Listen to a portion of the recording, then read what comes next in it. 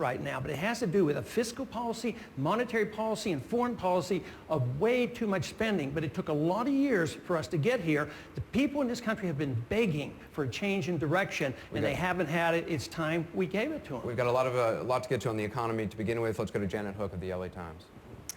Governor Romney, you've spent the last several days warning voters that John McCain, as president, would follow, quote, a liberal democratic course.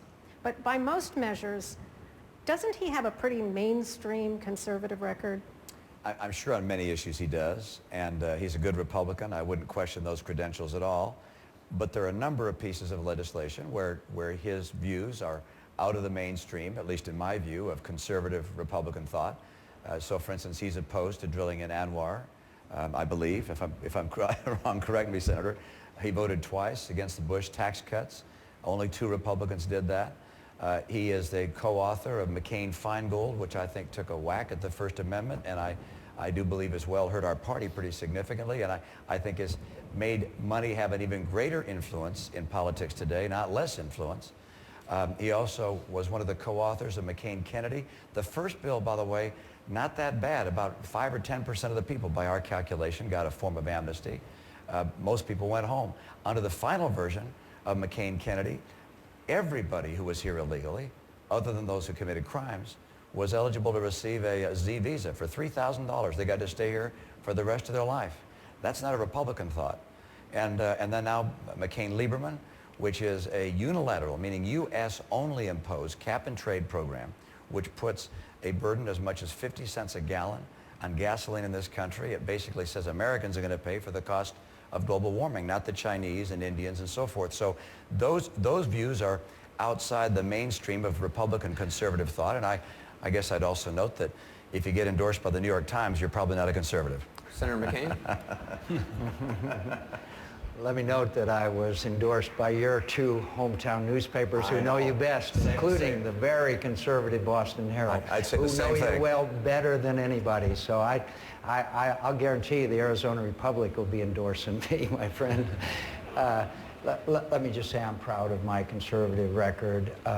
It's one of reaching across the aisle to get things done for Americans, obviously, whether it be McCain-Lieberman that established the 9/11 Commission and then the legislation that implemented that, or whether it be working across the aisle in the Armed Services Committee to provide the men and women with what they need to defend this nation. And I'm proud of that record. And I heard Governor Romney describe his record. As I understand it, his record was that he raised taxes by $730 million. He called them fees. I'm sure the people that had to pay it, whether they called them bananas, he still had to pay $730 million extra. His job creation was the 3rd worst in the country as far as job creation is concerned. And as we all know, he has saddled the people of Massachusetts with a $245 million debt because of a big government mandated health care system. And while the rest of the country was losing 7% of the manufacturing jobs while he was governor, 14% of the manufacturing jobs left the state of Massachusetts. So I am proud of my record, and I am proud of reaching across the aisle and getting things done. That's what the American people want us to do. And the legislation and the activities I've done, particularly in this America's defense, particularly in the fact that I've been involved in every major national security challenge this nation has faced. And by the way, I think it would be hard for people like Jack Kemp and Tom Ridge, former head of the Department of Homeland Security, and Phil Gramm, and all of the long list of conservatives that support me, both governors, conservative governors, and in fact, your former lieutenant governor who spent a lot of time on the campaign trail with us. But the point is that I'm proud of the people that have surrounded me and are supporting me, and whether they come from one part of the spectrum or the other, strong conservatives are ones who are supporting me, and I'm proud of their support.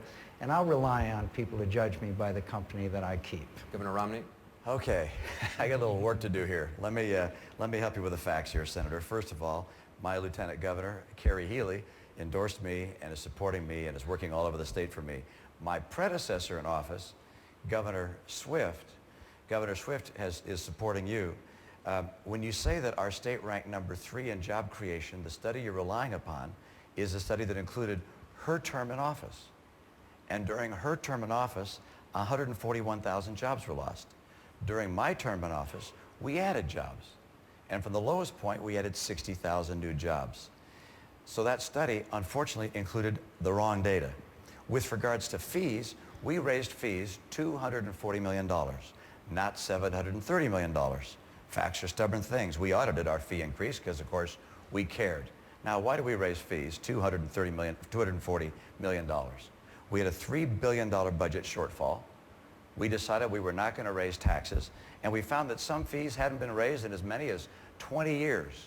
These were not broad-based fees for things like getting your driver's license or your license plate for your car, but instead something like the cost of a sign on the interstate and how much it was going to cost to publish a McDonald's or Burger King sign on the interstate. We went from like $200 a sign to $2,000 a sign to raise money for our state in a way that was consistent with what the market had done over the ensuing years. And let's see, with regards to my health care plan, you know, a lot of people talk about health care. I'm the only one that got the job done. I got health insurance for all our citizens. We had 460,000 people without insurance. We got 300,000 of them signed up for insurance now. I'm proud of what we accomplished. The bill that I submitted to the legislature didn't cost $1 more than what we were already spending. However, the legislature and now the new Democratic governor have added some bells and whistles, and they're willing to pay for them. I wouldn't do that if I were governor. I'd veto the items they put in place there, but they're entitled to make changes if they want to. They're still running a balanced budget. I wouldn't have added the money they did. And by the way, no debt was left. I left a rainy day fund of over $2 billion. Facts are stubborn things. I'm proud of my record. Governor Huckabee, Rush Limbaugh says if you or Senator McCain were nominated, would be the nominee, you would, quote, destroy the Republican Party. Your reaction? You know, I wish Rush loved me as much as I loved Rush. I think he's a great voice for conservatism. It doesn't mean he's inerrant or infallible. And on this, he's very wrong. And I want to make sure everybody understands this isn't a two-man race. There's another guy I would like to say down here on the far right of the stage. You want to talk conservative credentials? Let me get in on that. I created the first ever broad-based tax cuts in the 160-year history of my state when I became governor with a 90% Democrat legislature. I also balanced the budget every one of the 10.5 years. I'm the only person that's sitting here today that has consistently supported the Human Life Amendment that's been part of our Republican platform since 1980, and also supports the Marriage Amendment to our Constitution, two conservative hallmarks. I believe in less government. I believe in lower taxes, not higher. I think it's important to streamline the federal government like we streamlined some services in Arkansas. Simple things like getting a driver's car tag, because it used to take a couple of days and about 7 pieces of paper. We streamlined it so it could be done on the internet in 4.5 minutes. We consolidated state agencies. We cut 11% out of a budget. One of the things that Rush Limbaugh once praised me for was creating what I call the Tax Me More Fund. And the way that worked was that we had a lot of people in our legislature wanted us to raise taxes. And I said, we don't need to raise taxes, we need to cut our spending. And so I created a fund called the Tax Me More Fund and said, there's nothing in the law that says that you can't just pay more if you want to. And I had envelopes printed. And I said, anybody who wants to pay more taxes, just fill it up with whatever will make you feel better and send it right in. And it proved that a whole lot of people didn't really want to pay more taxes after all, because after about 1.5 years, there was only about $1,200 in the account, 1,000 of which had been given by a liberal legislator. So if we're going to talk conservatism, I'd like to be in on the discussion. Let's talk more about that. Jim Vandehey from Politico. First question from the readers, Governor Romney's from Jonathan Rubin in Fairfax, Virginia. As governor of Massachusetts, as Senator McCain just pointed out, you raised hundreds of millions of dollars in additional revenue through so-called fees and loophole closings, and you passed a health care bill forcing individuals to buy insurance on the threat of a fine. How do you reconcile that policy with your claim to be the authentic conservative?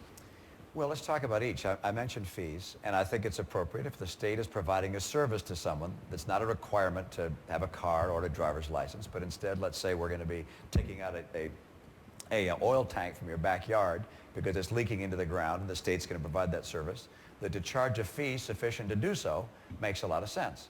And so the fees ought to be adjusted from time to time to compose the amount of what the cost is of providing that service.